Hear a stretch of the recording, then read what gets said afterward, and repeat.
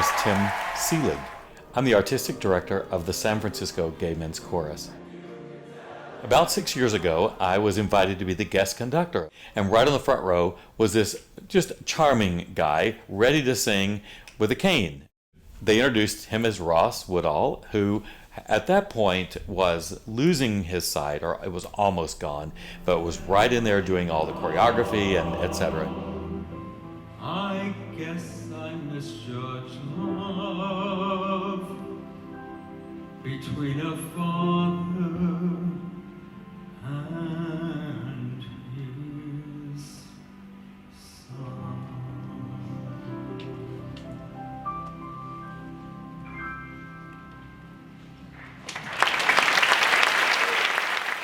My name is Jennifer Price. I am a hepatologist here at UCSF, which means a liver specialist. He has a condition called portal hypertension, which means that he has high blood pressure in the blood vessels that go to the liver to return to the heart. And there are several complications of portal hypertension. Having these complications that Ross has had, including the ascites, that fluid can become infected, and that is often a life-threatening infection that can lead to the kidneys shutting down and kidney failure. Okay. My name is Anna Marie. I am a live donor nurse practitioner for UCSF. So if somebody needs a liver transplant, what they have to do is they have to come to a center that does transplant evaluations and does the transplants themselves. So they have to come in, undergo an evaluation. So they meet with a hepatologist, they'll meet with a social worker, they'll also meet with the surgeon. As far as the criteria as to who can be a living donor, they have to be under the age of 60. They have to have a body mass index of 30 or less. We prefer less. If they have a history of hypertension or they have diabetes, that too could disqualify them from being a potential donor.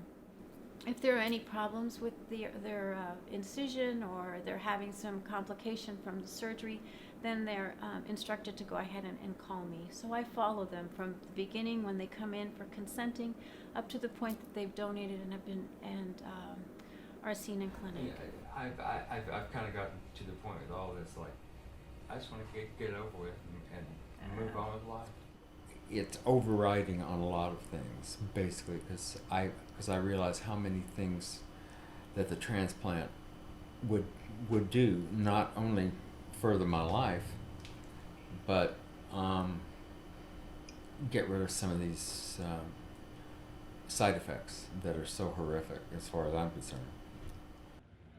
For patients to get a deceased donor transplant, their MELD score has to be very high.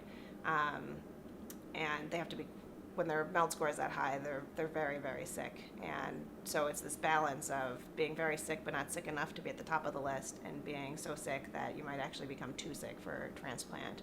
And that's where we are kind of with Ross. At one point he got very high because he got sick and he was in the hospital, and he almost got a liver, but it didn't work out.